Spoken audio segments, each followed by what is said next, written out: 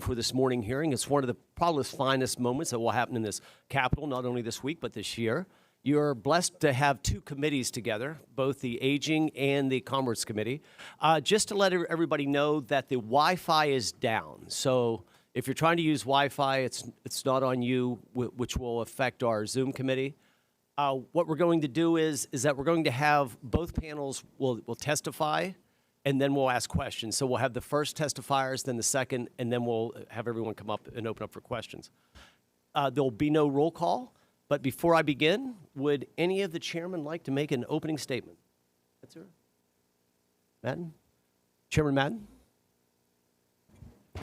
Thank you, Chairman Conklin. Good morning, everyone.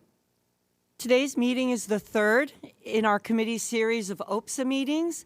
As we discussed previously, there needs to be a comprehensive update to OPSA to address constitutional issues, to broaden abuse reporting requirements, and to increase the tools and resources needed to protect the growing vulnerable population. Since 2015, our committee has been working closely with the administration, the departments, and stakeholders for multiple legislative sessions towards an agreed-to plan and much-needed legislation. One of the most critical OPSA provisions that needs updated is providing banks and financial institutions the tools to identify signs of exploitation and allow them the ability to safeguard our seniors. Thank you, Secretary Kovulich, and all of you for coming to Harrisburg today to provide us a much-needed update on the financial exploitation of older adults and what the role of banks and financial organizations in OPSA should look like. Thank you. Thank you, Chairwoman Madden. The first panel will be Secretary Kovulich and our Director of State Advocacy for the ARP, Mrs. Osborne. Secretary, would you like to begin? Yes, thank you.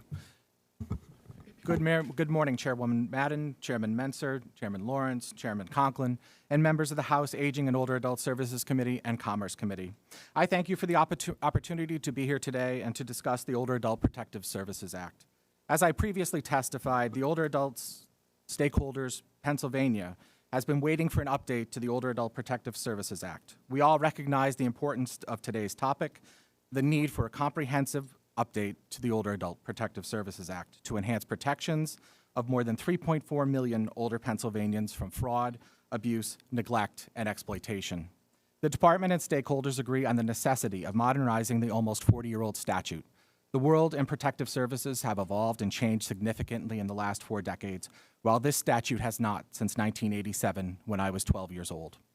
We are living in a world where we have more technology, we're more advanced, we're more connected. That world is filled with opportunities, but not all opportunities are good. With an ever-increasing number of scams and fraud happening in our Commonwealth, we see now that financial exploitation is the leading report of need for the first time in the Commonwealth. 32% of the 53,837 reports of need we received were allegations of financial exploitation. The opportunities to scam, commit fraud on, or exploit older adults is a constant and growing threat to the fastest growing population in Pennsylvania. OPSA has not kept up with the pace of these changing times, and an update to the statute is not only long overdue, but it is critical to better protect and reflect the 21st century needs of older Pennsylvanians. As you are aware, the department is required through the Older Americans Act to establish and maintain a statewide system of protective services for individuals 60 years of age and older. The statewide system is comprised of 52 area agencies on aging, serving all 67 counties. The Older Adult Protective Services Act is the state's foundation upon which the protective services are administered within Pennsylvania. Enacted in 1987, OPSA serves as Pennsylvania's framework for protecting the health, safety, and welfare of older adults who are at imminent risk of abuse, neglect, and exploitation. Thanks to OPSA, the Commonwealth has been able to protect the rights of older adults while working to reduce or eliminate older adults' exposure to risk, harm, and abuse.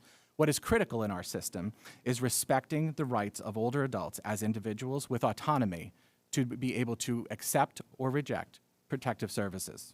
Pennsylvania has the 5th largest older adult population in the country, with an older adult population that continues to grow daily, a 22% increase since 2014, making these updates more than necessary and urgent with the growing amount of older adult protective services cases.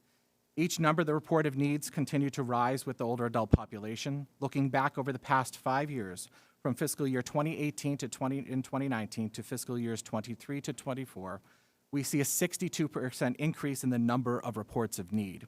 If we go back one additional cycle, we see an 82% increase in reports of need. While these numbers change, OPSA has not. And one of the most important tools AAA investigators, district attorneys, law enforcement officials, and stakeholders like our banking partners have is not sufficient to support their work to protect older adults. Currently, OPSA does not explicitly address financial exploitation, which is one component of the statute that must be addressed and updated. Area agencies on aging, law enforcement, and banks have limited resources and tools to combat financial exploitation and recoup the hard-earned savings of older adults. We need to work together to ensure proper protections are in place to prevent and reduce the risk to older adults losing their entire life savings. These older adults did everything right all of their life to financially plan for their futures. They did nothing wrong other than to fall victim to what appeared to be a legitimate professional offering assistance or a family member with other motivations.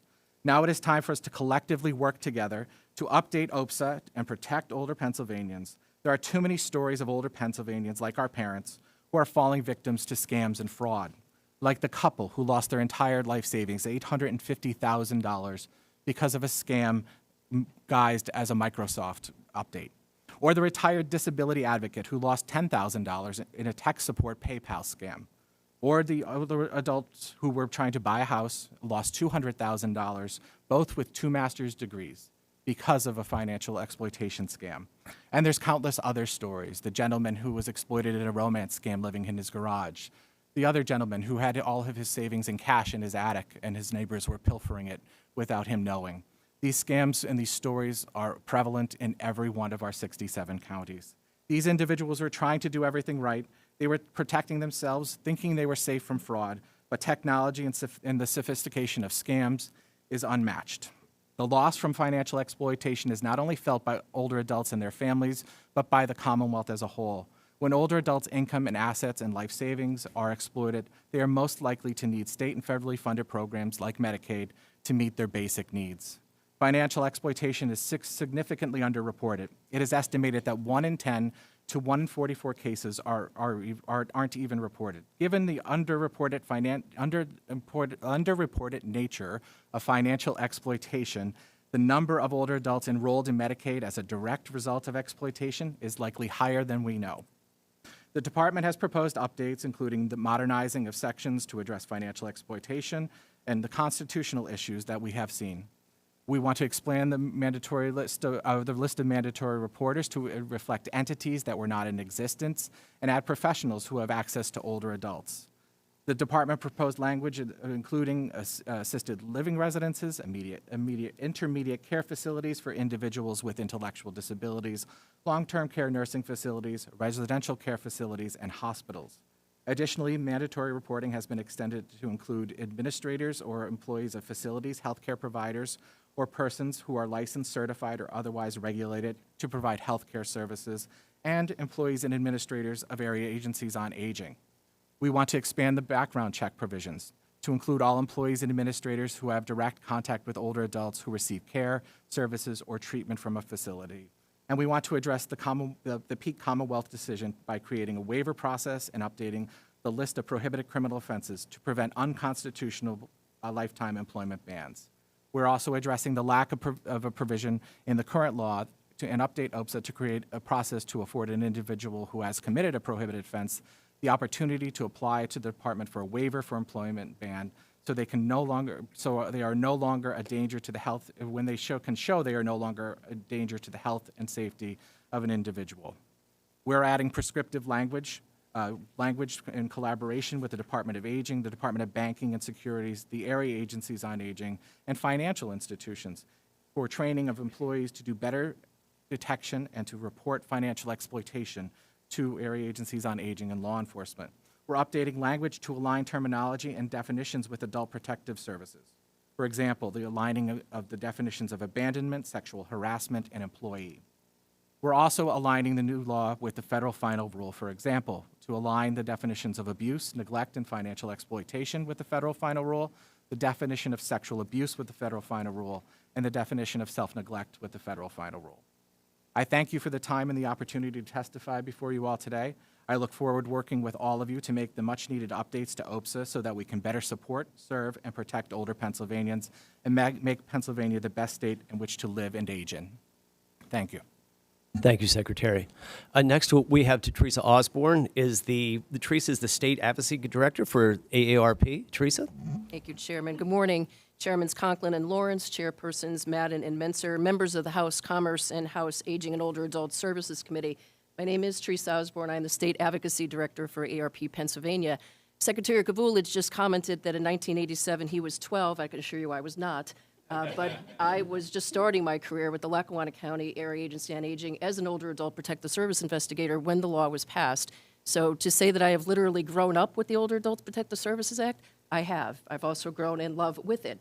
So the opportunities to testify here before you means a lot to me, so I'm incredibly grateful for that. And to share this table with the Secretary, a fellow Lackawanna County resident, means more to me than I can actually say. So for AARP, as the largest nonprofit organization, nonpartisan nonprofit organization representing the interests of more than 5 million Pennsylvanians who are age 50 and older, AARP has long worked across the country and here in the Commonwealth to educate consumers, support fraud victims, and improve fraud detection and prevention at financial institutions. We look forward to working with you to spread awareness and to work towards policy solutions, some of which, as the Secretary mentioned, are long overdue. 10 years, a decade is just way too long to fix Chapter 5, Section 503C. Yes, I'm a nerd about this act. Elder abuse, like many other forms of domestic abuse, is often a hidden phenomenon that affects hundreds of thousands of older Americans, including many in Pennsylvania. AARP supports strong legal protections against elder abuse in all of its forms. We have been on the forefront of advocacy in support of federal and state laws and regulations that prevent, detect, and address this fraudulent and illegal act. The most prevalent form of elder abuse, as the Secretary just mentioned, is financial exploitation, which can cause injuries far beyond the pocketbook. This abuse frequently affects older adults' physical and emotional health, and the state, in many ways, the state, its Department of Aging, and its network of 52 local area agencies on aging covering our 67 counties of the Commonwealth, are often the ones who are left trying to pick up the pieces. AARP promotes the support of multidisciplinary approaches to address elder abuse issues that cannot be effectively resolved by one single discipline. We support efforts to provide trainings for professionals from a variety of disciplines to improve detection, investigation, and enforcement regarding cases of elder abuse, neglect, and financial exploitation. My written testimony it covers a lot of what AARP does on the front of financial exploitation. Many of you may be familiar with our Consumer Issues Task Force. We're with you at fraud bingos and scam jams and the like, and I will be happy to talk about that ad nauseum, but for today's purposes, I want to talk about two specific reports that AARP has issued in collaboration with a few other agencies. The first is a recent report that I'll reference from the Federal Trade Commission. The Federal Trade Commission report found that fraud losses topped $12.5 billion in 2024. That's a 25% increase over the prior year. However, as the Secretary alluded to, most frauds and scams are not reported. The FTC report submitted to the United States Congress, the agency acknowledged the significant problem of underreporting, as most scams and frauds, again, are not reported. Using its own estimates of underreporting, the agency extrapolated that money stolen from fraud in 2024 was not the reported 10.5 or 12.5 billion, but more 158 billion. And the agency pegged fraud losses among older adults in particular at 61.5 billion. Combating rampant and growing fraud will take the actions of industry, of law enforcement, of policymakers and individuals. I'm going to focus for a minute on individuals. Every one of us in this room is a Pennsylvanian. We are individuals, and actions that we take can help or can hurt us. AARP conducted some research that found over a third of adults, approximately 94.4 million, make themselves vulnerable to theft by responding to calls, to texts, or friend requests from people they don't know. AARP conducted this national survey of about 1,500 adults, ages 18 and over, to gauge Americans' awareness of scams and examine how well we, as individuals, respond to potential threats. More than 1 more than 4 in 10 Americans, an estimated 141.5 million adults, say they have lost money to scams or have had sensitive information obtained and used fraudulently. Justifiably, worry about fraud is widespread. Again, while adults 18 and over were part of this survey, I'm going to share the results just based on those individuals who were 50 years of age and older. About half, 48%, are concerned about themselves or loved ones becoming a victim of fraud. 19% worry that they will have no means of recovering the money lost, which is stolen money. 79% of those who have experienced fraud say they contacted their financial institution to report the fraud. However, only 21% say they reported it to law enforcement.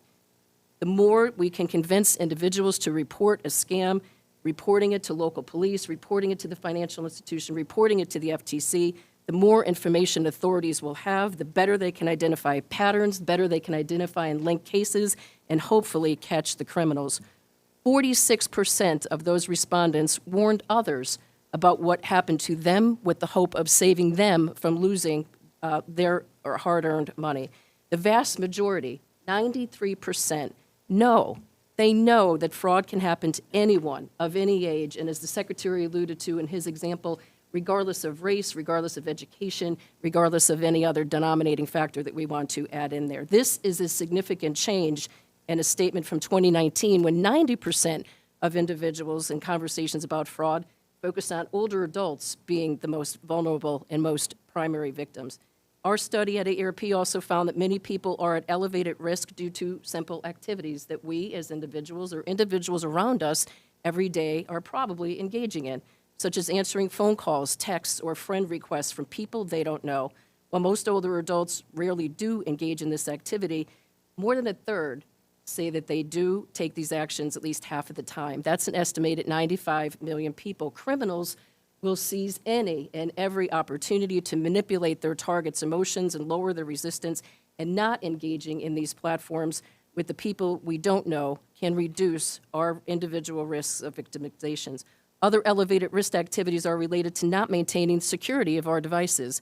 Every one of you probably has a cell phone on your person as we speak, and how often are we looking at ensuring the security of our devices and our online accounts?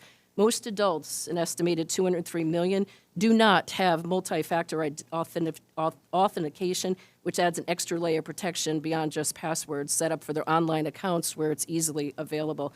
Most adults, an estimated 170 million, do not use distinctly different passwords on all of their accounts. If we took a survey around the room, I wonder where we would land in this room. A hack on one account puts others at risk. Most adults, an estimated 168 million, do not use a VPN on public Wi-Fi, which poses a risk to their personal information and privacy. And most adults, an estimated 141 million, download free apps or take those lovely online quizzes on social media, which poses a risk of exposure to malicious software. There was some good news in the report. I'll share that with you as well. The vast majority of adults, 96%, know that being directed to purchase a gift card or sharing the number on the back of the card to handle an urgent financial matter is a scam tactic. Gift cards are a hugely popular way for criminals to receive cash, as is crypto. But there was also some not good news, especially when it comes to crypto, which is an increasing crime. Only 14% of respondents could identify what a cryptocurrency ATM machine looks like. When someone directs you to use a cryptocurrency ATM machine to address a financial concern, rest assured you're dealing with a scammer. Consumer information on fraud abounds, and many consumers are aware of the common tactics that criminals use. Yet, despite this wealth of education, fraud has grown exponentially over the last 5 years. This strongly suggests that education and resulting consumer knowledge, while very important, cannot stand alone in the fight to combat fraud. While AARP and others will continue to expand our initiatives to get the message out of fraud prevention, we need literally the whole of society to respond to this crisis. It will take actions by industry, law enforcement, policymakers, and us as individuals to mount a defense that can help turn the tide on fraud against consumers. A second piece of legislation. I wish I was introducing legislation. That's your all jobs. A second piece of research that AARP conducted focused on older Americans losing a significant portion of their life savings to elder financial exploitation, which is defined as the illegal or improper use of an older adult's fund, property, or assets. While fraud that I just described is typically perpetrated by nameless, faceless criminals, perpetrators of elder financial exploitation range from family members and other people the victim knows. Through this kind of financial abuse, many victims are stripped of a significant part of their retirement savings. Getting restitution is nearly impossible, and re-earning that money takes time, when time is really not on an older adult victim's side. Victims often lose not only key resources that can jeopardize their current and future financial ability, but also a degree of their own dignity. Getting at the true financial scope of this immense problem has been elusive. The cost of elder financial exploitation extends well beyond financial losses. Victims of these crimes suffer declines in mental health and coincide with emotional stress of feeling tricked or misled. Physical health of victims is also at stake, as evidence links elder financial exploitation to cardiovascular problems and possibly even early death. In a project with the National Opinion Research Center at the University of Chicago to measure the annual financial cost of elder financial exploitation in the United States, AARP found that victims over 60 lost $28.3 billion annually. Of the $28.3 billion, someone the older adult knew, such as family members, friends, and caregivers, were responsible for stealing nearly $20.3, while the stranger perpetrated incidents were responsible for $8 billion.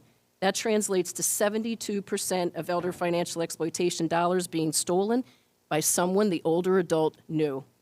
With World Elder Abuse Awareness Day coming up on June 15th, it's a timely reminder not just to have this joint hearing, but a time that we can take steps to prevent the elder financial exploitation of older adults, including encouraging the older adults in your life to add a trusted contact to their financial accounts. This person won't have access to make transactions, but can be notified if there's a suspicious activity or if the account holder can't be reached. Passing legislation that will allow financial institutions to temporarily hold a transaction and delay a disbursement of funds when they suspect financial exploitation to prevent consumer losses and respond to the entirety of the situation. Urging financial institutions to report elder financial exploitation to law enforcement and to older adult protective services agencies.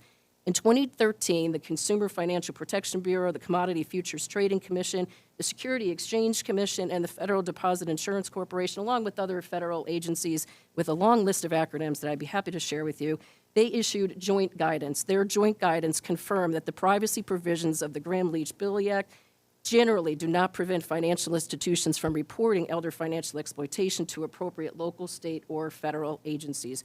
Urging involvement with elder prevention and response networks is a way to help protect older adults from financial exploitation. These multidisciplinary task forces or elder justice task forces that you may hear about in your particular communities, they are a great network of cross-disciplinary collaborative efforts that improve coordination, increase collaboration, and ensure communication of financial institutions, law enforcement, protective service agencies, and other key partners. Such networks can also help financial institutions engage in professional cross-training, multidisciplinary case review and coordination, and community education efforts related to elder financial exploitation. Simply put, addressing elder financial fraud and exploitation requires more than a piecemeal solution. It demands, as I mentioned earlier, a whole-of-society approach. We cannot educate our way out of the fraud crisis. Industry can't mitigate and engineer its way out of it. Policymakers can't regulate its way out of it. And law enforcement cannot arrest our way out of it. But together, educators, policymakers, law enforcement, and industry, and individuals can turn the tide against this crime. Together, we can disrupt their tactics, protect millions of older adults, safeguard billions of dollars in savings and retirement accounts in our economy. I thank this committee for bringing attention to this important matter, for the opportunity to be here before you today. Look forward to, after the second panel, answering any questions that you may have. Thank you, Chairman. Thank you very much, Mr. Secretary. Thank you. And as promised, we're going to have the second group of presenters come up, and then we'll ask you all to stick around for questions at the end. Our next group will consist of Rick Simonkoski will be the Director of Fraud and Security Management for the Penn Community Bank. Lauren Greenaway will be the Assistant Manager of Fraud at the Belco Community Credit Union. And Ed Martell, Chief Operating Officer for the Jonestown Bank and Trust Company. And this time I think we'll go in reverse order. And after you're all ready, we'll have Mr. Martell begin. Thank you. Good morning. Good morning. I'm Ed Martell, Chief Operating Officer of Jonestown Bank and Trust Company. We're a $970 million community bank based with branches in Lebanon, Lancaster, and Berks counties. JBT was founded in 1873, and since then we've been committed to serving both personal and business clients for 152 years. I'm a 36-year banker, starting as a teller in 1989. Community financial institutions are connected with our communities.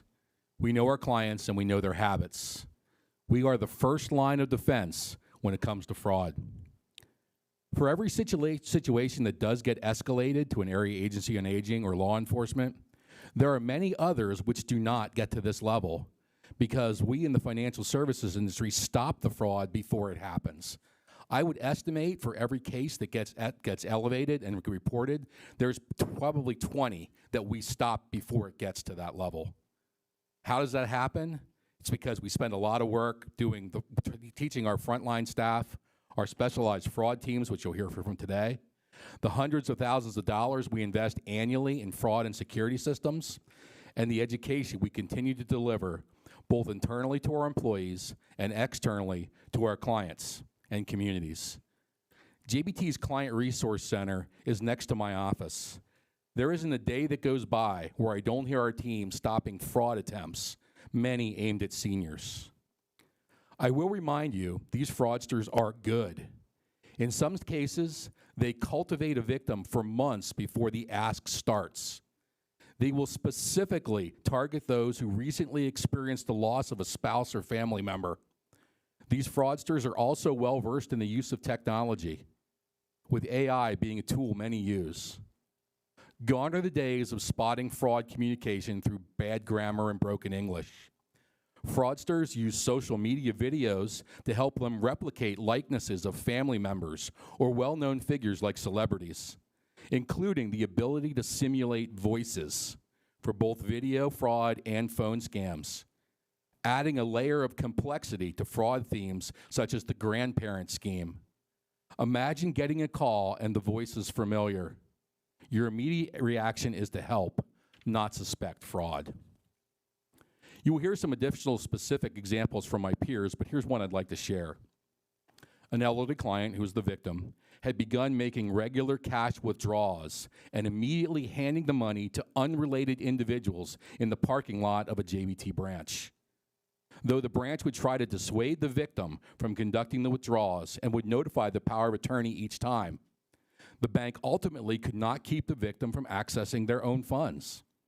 A report was also made to the Area Agency on Aging, which concluded that without the victim's willingness to file a police report, there was not much that could be done.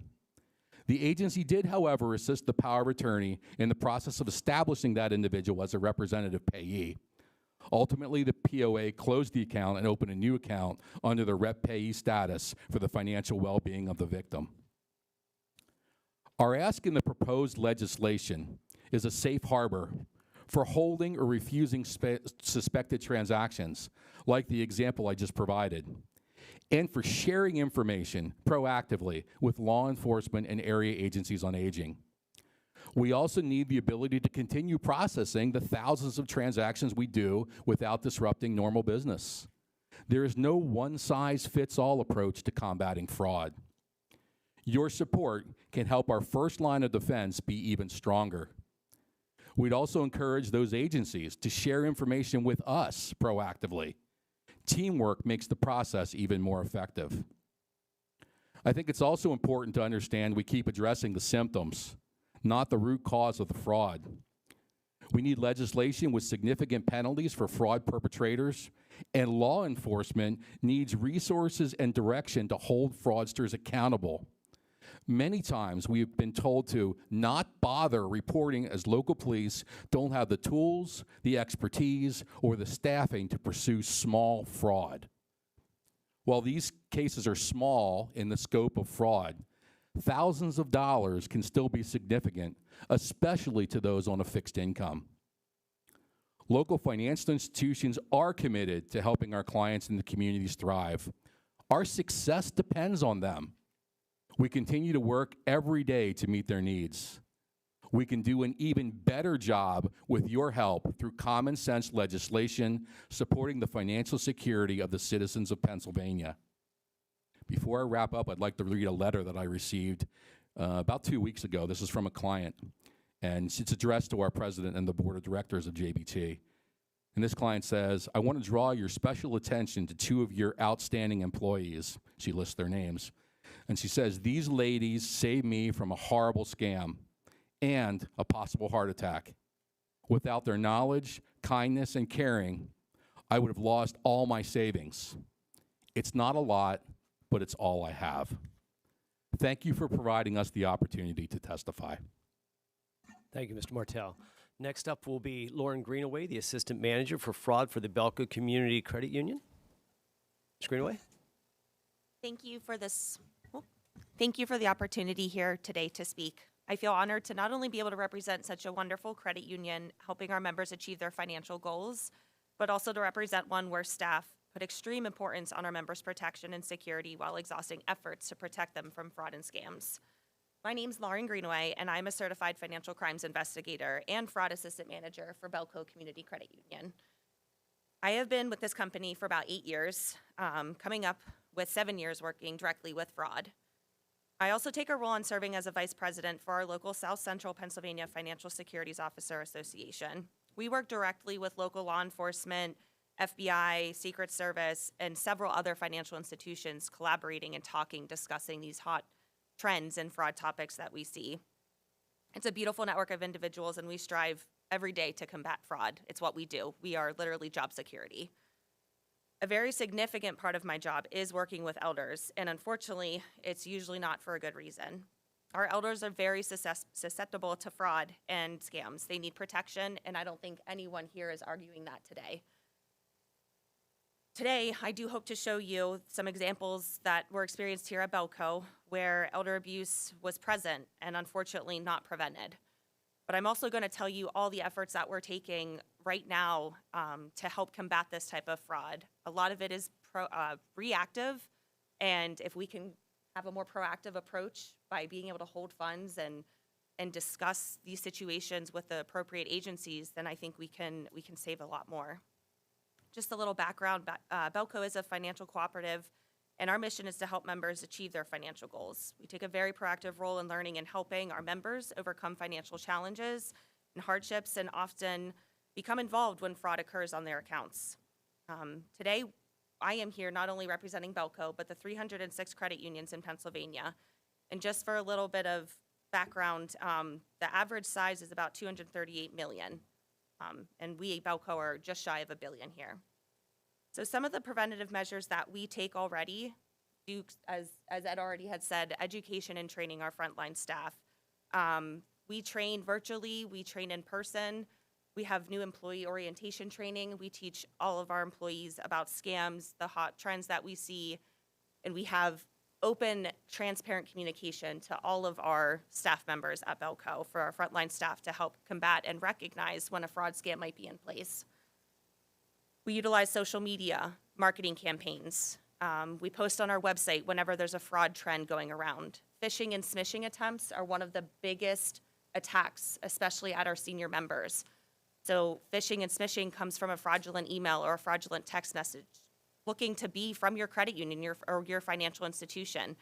And with the technology of AI and all of these other advances, they mask our phone number. They make it look like Belco or another financial institution. It's so hard for them to detect the fraud when they're in such a scary situation and they're being told that they're going to lose their money by these fraudsters. Our employees are our number one tool. They really are. Our frontline staff is our number one tool when it comes to protecting our seniors, but not only our seniors, all of our members. Employees are trained regularly. They have risk assessment guides that show them what is a high, medium, and low risk transaction. They're trained to recognize patterns and behaviors. What is normal on a person's account? Is it normal for Sally to come in and get her $900 Social Security every month? Probably, but when Sally visits the next month and wants $5,000, that's concerning, and we need to see where did those source of funds come from? How did Sally get that money? It's a new behavior and a new pattern that needs to be recognized, and we are trained to recognize those types of patterns that can be concerning. We have a proactive and reactive approach. We have our AI platform that we utilize that we pay a lot of money for. It's called Verifin, and it catches a lot of fraud. But exactly like I said, most of it is reactive. And we're looking for those proactive attempts where we can work with agencies prior to the fraud happening, hold the funds when we have concerns of fraud, protect our elders like they need protected. Sorry, bear with me here. Some examples that I wanted to talk about are specific to our elder members. This is an example that we had the other month. An 80-year-old member of ours joined Belco in January of 2025 of this year. In April, she had sold her home. However, the check was not from a settlement company. It was from just a regular bank, a cashier's check. The check was going to be placed on a 5-day hold by Belco because of the concerns of the story and not really seeing this as a settlement check. The woman was a little upset about that. She took the check and left and happily deposited that check that was just shy of $200,000 at another financial institution. The situation was recognized as a red flag by our frontline staff and was brought up to our fraud department immediately because of what the branch had witnessed. About a week later, after the member left with the large check, she came back and she visited with another check for about $137,000. So if you do some quick math there, you're about $60,000 less than the first check that was presented. One of our fraud investigators spoke with this member in an office for quite some time. Often these calls, when it involves a fraud rep and a branch rep and a member, they can last anywhere from 30 minutes to an hour and a half when we're speaking with them to talk about concerns or, just anything relating to fraud. She wanted to deposit this check because her own institution that she was at prior would not give her the full amount in cash. So she brought it to Belco to try to get all of the cash right there, then and there, $137,000. She then changed her story very quickly and said that she needed it because she needed to find a place to live, even though she just sold her home. But she also did owe some people money that she had, that we didn't really get much information on, but she had just owed some people money. Our fraud representative and our branch, who are very trained to speak to these elder members and speak to members in fraud scam situations, asked all the questions and due diligence questions that we needed to ask to make sure that this member was in a safe situation and was not going to be losing this money due to a fraud scam. We asked her if she was being instructed to withdraw the money by someone else. Was she being instructed to take this money to a Bitcoin ATM, as I know other panelists have mentioned? Was she being told to mail cash? Because we've also seen that happen. And she consistently repeated no, that this was for her proceeds, and to get herself a new place to live.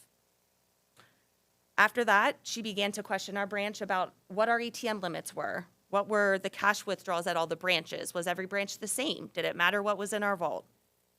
After the conversation, the member had left and we deposited her check because it was valid money. It was a good check. We had concerns of what she was going to do with that money.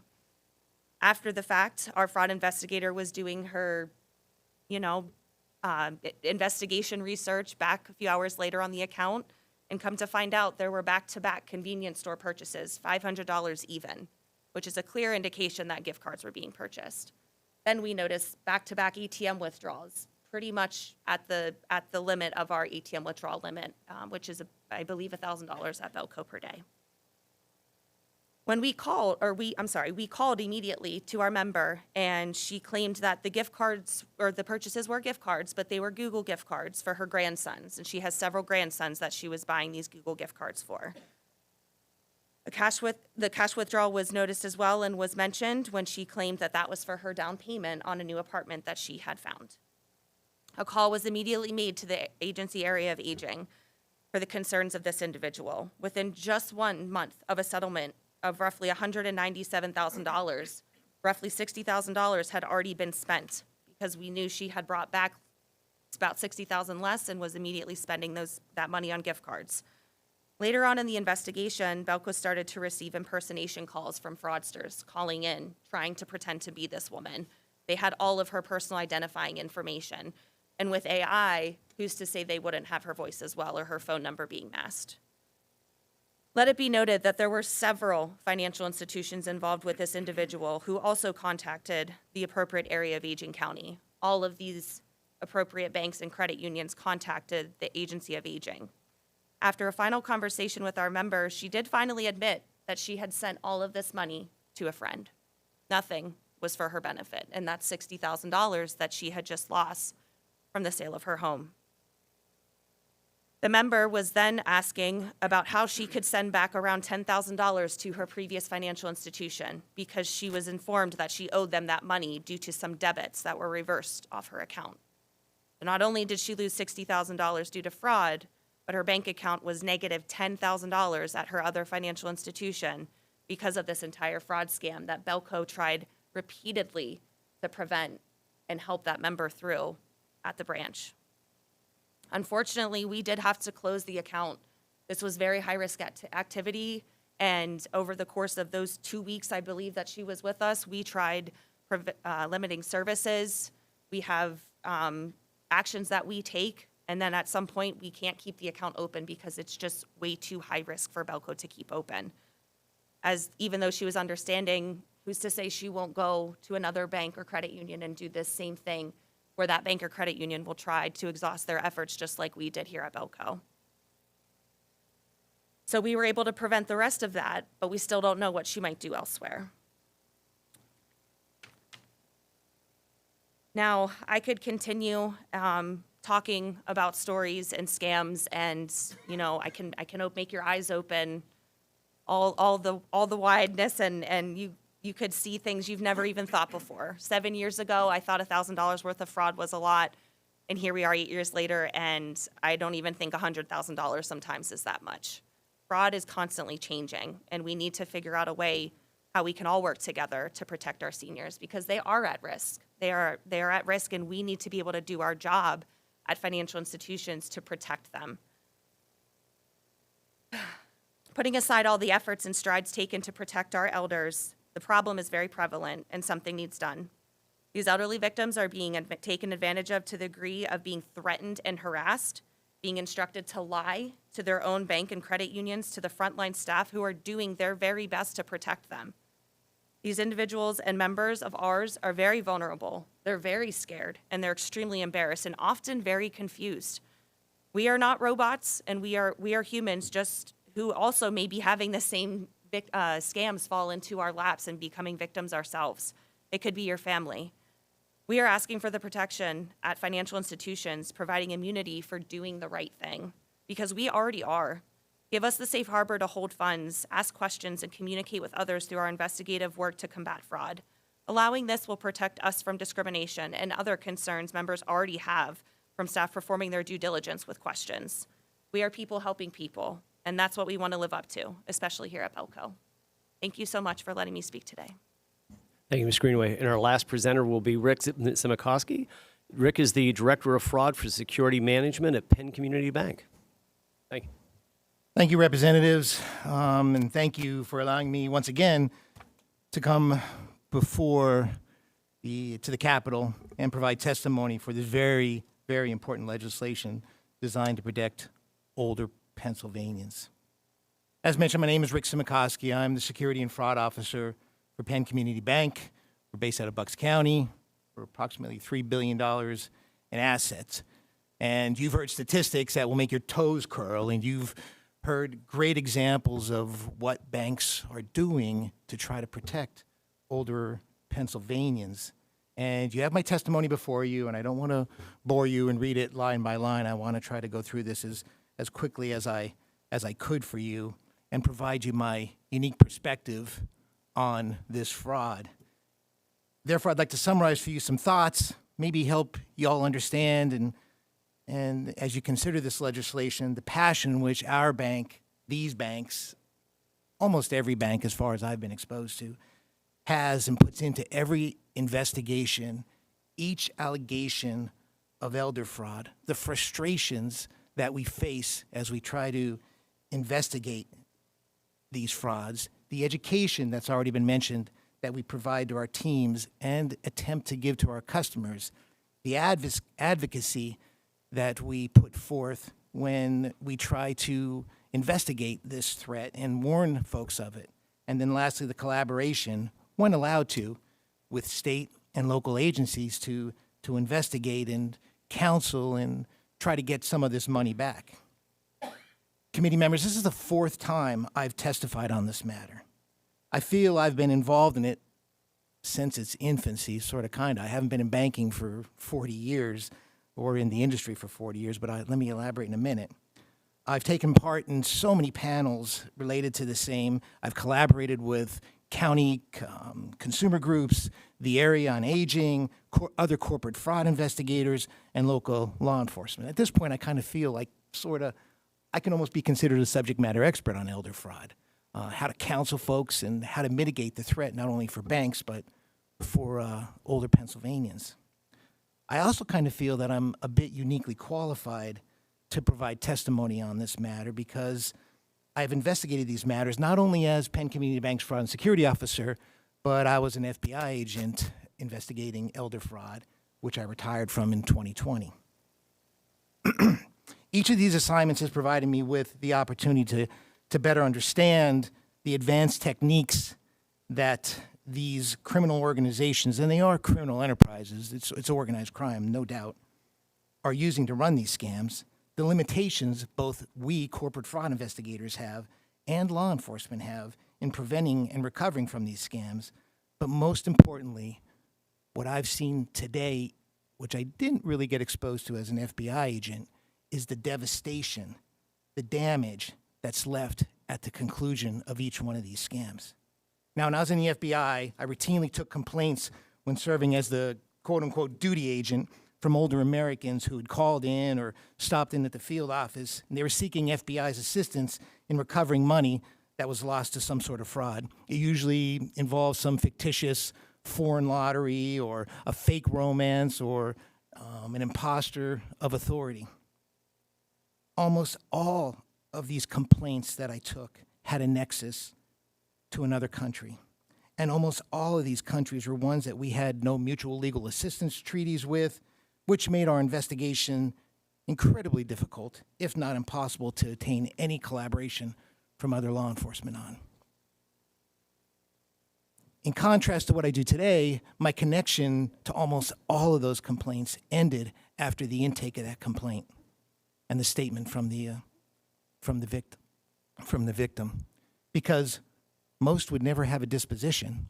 There wasn't anything even the FBI can do, and we simply referred it to a state or local agency to provide the victim with some sort of guidance, support, sometimes financial, and counseling. My time in the FBI, in connection with every fraud investigation, whether it was elder or not, convinced me that the best way to prevent fraud is, number one, be educated about it. Not only the investigator, but the consumer needs to be educated about it. And the FBI, the FTC, AARP, all these agencies and organizations are really trying hard to educate folks on it. And it is working a little bit. It is working. But the other thing, you've got to be present and available when the fraud happens and not after it.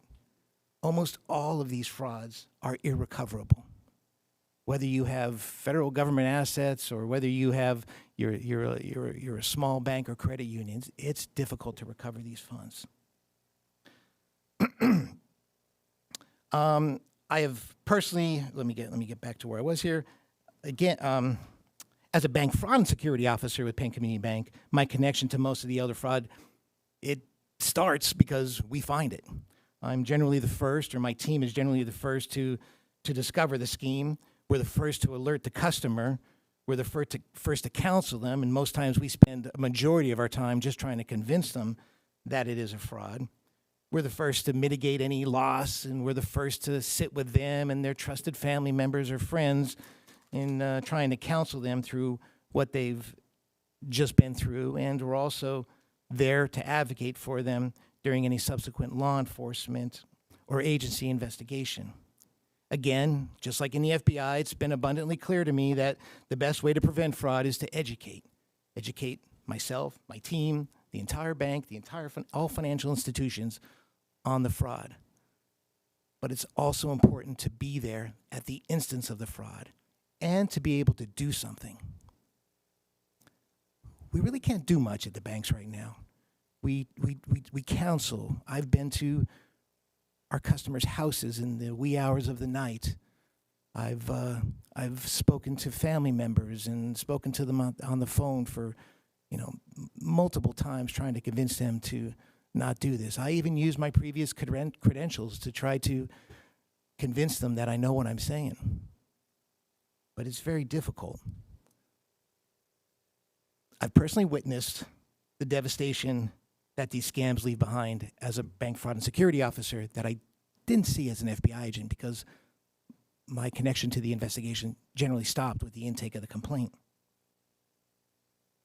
I have seen people lose their life savings, as been mentioned here. I've seen them become alienated from their children because they've given away to their inheritance to someone they thought was in love with them. I've seen them get divorced from people they've been married to for 40 years. And I've even seen one of them attempt suicide because not only did they lose their and their husband's money, they lost their family's money. They convinced their family to invest in this preposterous scheme as well. That's something I saw in the FBI generally, not with fraud. Representatives, committee members, it is time. The time has come in Pennsylvania. Financial institutions need the ability to act resolutely at the time of the event when we encounter these schemes to affect and prevent them without fear of being penalized for just being good, responsible bankers. Banks and credit unions are already doing a great deal. You've heard some of the stories to prevent the losses of this nature. And while zero loss will never happen and is impossible, drastic reductions in fraud related to the loss of bank deposits to older Pennsylvanians will be met with the passing of the proposed legislation. It'll give us the precious needed time when we identify these schemes to slow them down. Time to contact a trusted family member, law enforcement, the AAAs. Lastly, again, thank you for once again giving me the opportunity to share what experience and expertise I have with this. I know you will have questions for us, and that's all for me. Thank you very much. If we could have Secretary Kvolic and Ms. Osborne come up. We're going to go in a speed round here, so I apologize for putting a heating iron to many of my members at this point. But with that, our first individual up would be Chairwoman Madden. Chairwoman. Thank you, Chairman. And thank you to everyone who testified. Thank you for enlightening us. Thank you for giving us some insight into what you do each and every day to protect our seniors. Secretary Kvolic, I'd like to ask you specifically, for those who may be watching at home, how imperative is it that our banking institutions, our AAAs, and our law enforcement work together to recognize this abuse, to investigate it, and to return that money to folks? Because we are hearing that a lot of times this money is not returned to folks. They don't recoup their losses. Well, thank you for that question. And it is extremely difficult to get the resources back once they're taken. I think anyone in our space would admit that, whether it be the state police, whether it be the FBI, whether it be our banking partners, or other law enforcement entities, once it's gone, getting it back is sometimes next to impossible. It is critically important that we are all working together. That's why we are pushing the multidisciplinary concept out throughout the entire Commonwealth. That's why we're bringing consulting resources in to work with local communities, district attorneys' offices, area agencies on aging, and local law enforcement to enhance their multidisciplinary teams so that they can work more closely together to prevent fraud from happening beforehand. But we're also advocating for tools for our banking partners to be able to stop fraud when they see it so that they can take action and protect the resources that older adults have before they're gone. When I operated a multidisciplinary team in Lackawanna County before I came here, the largest participants on that team of nearly 36 individuals was our local banking industry and our local credit unions. A great credit to that industry and their interest in working together with all of us to prevent this from happening. Thank you. And thank you for all the work that you've done for the past 38 years, since 1987, and I know that because that's the year my son was born. Thank you all for all of the work that you've done and you will continue to do. Chairwoman Matt, thank you. And my son was born in 1987 as well. Chairman Lawrence. Thank you, Mr. Chairman. Secretary Kavulich, if an area agency on aging receives information that a senior citizen is being financially exploited, and the county AAA repeatedly fails to take timely steps to address that situation, how would that lack of resolution reflect in the county's performance monitoring performed by your department? That action would be reflected in several categories in the new monitoring system. You would see it in their documentation. You would see it in their risk in particular. I can highlight those two categories that you would see that those two scoring areas would be impacted most importantly. You mentioned the new reporting system. My understanding is there's been some controversy about that new reporting system. Under the old system, PDA repeatedly chose not to put information about failing AAAs on your website. That information had to be obtained through right-to-know requests. What commitment can you give this committee today that things will be different and better under the new accountability system? It's different as of this very moment. If you look at the website today, you will find the area agency on agings that have been monitored, and you will see those area agencies on aging that are struggling to meet certain performance metrics. So it's clearly outlined. It's public facing. If you go on there right now, you will see we have 6 newly monitored AAAs, 3 of which have significant areas that they need improvement in. I have other questions, but I know we're short on time. Thank you, Mr. Chairman. Thank you, Chairman Lawrence. My understanding is that Chairman Metzer will be yielding his time to Representative Parker. Representative Parker? Thank you, Chairman. Good morning, and thank you, everybody, for your testimony. Mine is just real quick. I'm a movie buff, and recently I watched the movie The Beekeeper, and when it opened up, it just touched me in so many ways. So one of the things that I'm not seeing now is what is the banking industry prepared to do as it relates to commercials, as it relates to doing a real informative campaign, as it relates to this fraudulent act. The gentleman, he touched me more because he said he's been saying this for 5 years. Well, that's 5 years too many, and what needs to happen, like, immediately, because this is the most vulnerable population, and Pennsylvania is growing with them. But if we're not doing anything, they're going to be gone. So what can we all do as it relates to your profession and it relates to the television and the media industry? Because guess what? That population of individuals, they're not on social media. And the font that you provide to them, it's too small that they don't understand it. And a lot of sometimes, especially older timers, people of color that look like me, do not really trust the banking industry if you're familiar with the movie The Banker. So how can we get rid of that so that we can do a better job educating them and save their wealth? Thank you. Yeah, I'll start and then I'll pass this on to my peers. I think it's a multifaceted approach. We do have to get better at from an education standpoint, but for us personally at JBT, we offer fraud seminars. One of our branches is actually in a retirement community, so we actually have proactive seminars. The problem that we have when we offer these is to get people to attend. Cookies, like lunch. Okay, so that's definitely one of the things. I got it. Well, one of the other things that we consistently talk about is we also need that ability to stop it when we see it. We're kind of in a conundrum in the banking industry that if you come into the branch and you say, I want to make a withdrawal of my money, I want to be able to say and ask the questions and understand that, oh my gosh, it feels like there's a fraud thing here. I want to be able to be in a position where I can say no. That helps because it, like my peer said, that gives us time then to talk to family members. It gives us time to talk to the AAAs. It gives us time to talk to law enforcement. So it's a combination of education in a bunch of different ways. And you're right, not everybody's on social media. Newspaper is still a thing. Hard to get at the ads in newspapers that really reach people, but that can be one of the ways that we do it. But really, the best way the best way to do it is one-on-one. And for us as a community bank, we know our clients. And that's the best way for us to communicate with folks. I'll pass it to my peers if they have anything to do. Can I add something? Oh, sorry, go ahead. You sure? Okay, I will just add, I know Dauphin County, Swatara Township specifically, we worked with them and our marketing team on a senior safe seminar. And it talked about a lot of senior safe things, not just financial exploitation, but that was a very big topic. And it was also added where we talked about scams, fraud trends.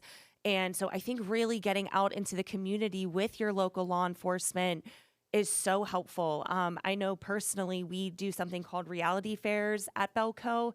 I've been talking about wanting to incorporate fraud and scams in that as well because, you know, that's not our seniors technically, but it could be our younger crowd in the high schools and stuff. So I really think working with your local law enforcement, getting those senior safe seminars, the education out there and gaining that trust and rapport, making sure that they trust you, your bank and credit union, not the person on the phone.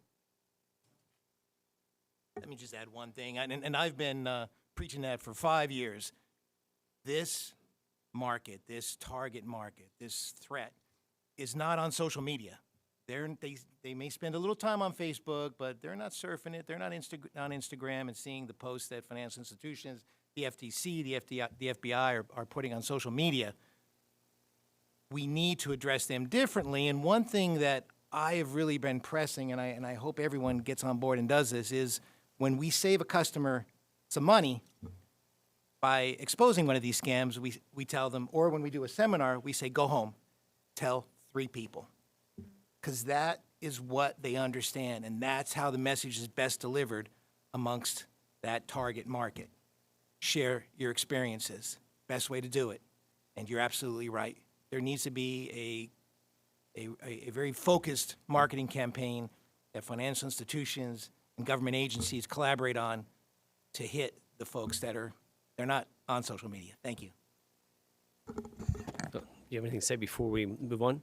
Representative Marla Brown. Thank you, and thank you all for your testimony. This one is for the secretary. It was my understanding that your department was piloting a financial exploitation tool that is used in other states. That's called HelpVul, V-U-L.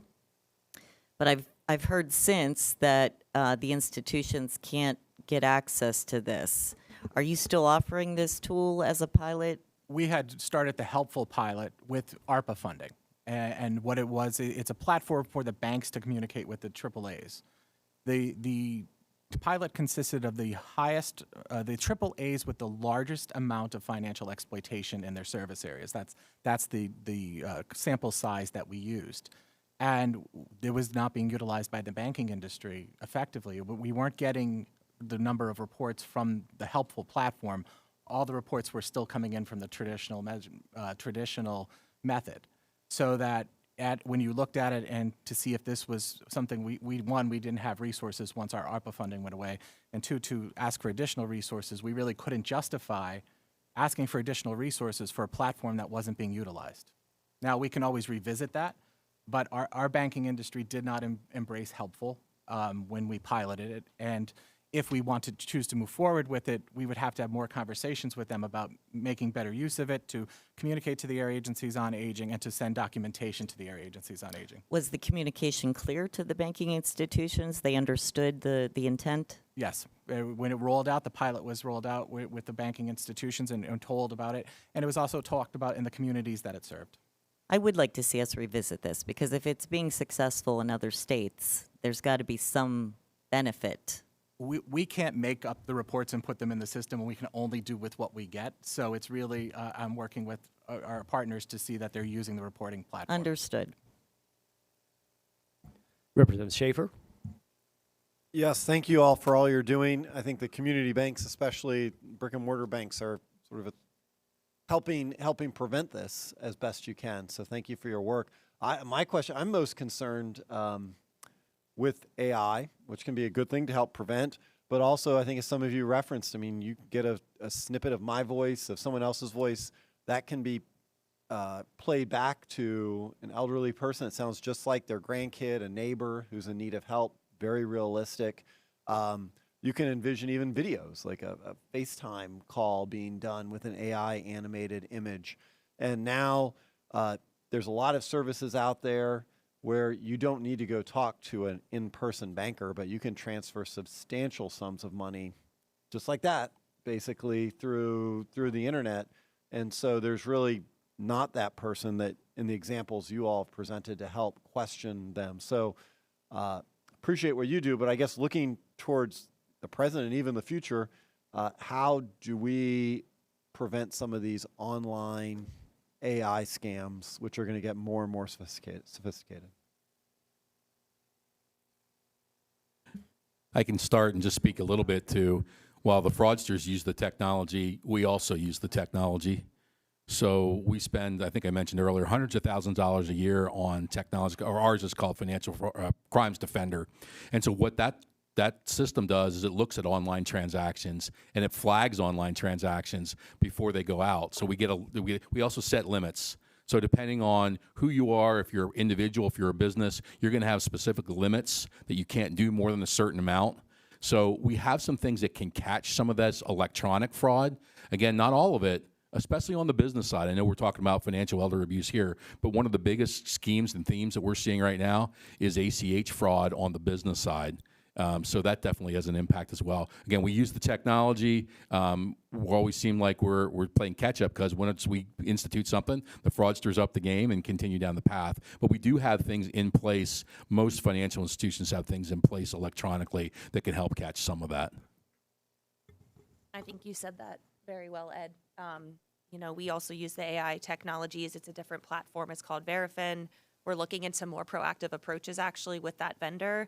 It's linking to our online banking vendor, which is hopefully making a more real-time service, which is what you explained. Unfortunately, a lot of those programs are not real-time, and it's hard. It is hard to combat that online fraud. But it's funny you said that, Ed. Limits was also what I was going to suggest. You have to have that balance between member service, customer service, and protection. And I know Belco takes both of those very seriously, and protecting the members, keeping those limits, having data analytics, be able to analyze the reporting, behaviors, patterns. It's all stuff that's hopefully up and coming. But I think, as Ed also said, once the fraudsters get there, we're 2 steps. They're always 2 steps ahead of us, is what I like to say. But good question. In the interest of time, let me just add one thing. Ditto to both of them. But I would say that, and we were talking about it right before the hearing, you got to go back to old school. Some of my former colleagues in the FBI and the intelligence services are going old school. Telephones, face-to-face meetings. The best way, and that gets back to education, letting them know that this threat is out there. And don't rely on what's coming your way electronically, virtually. Verify. Anything that's significant to you, verify the old school way. That education's got to be pushed out to the consumers.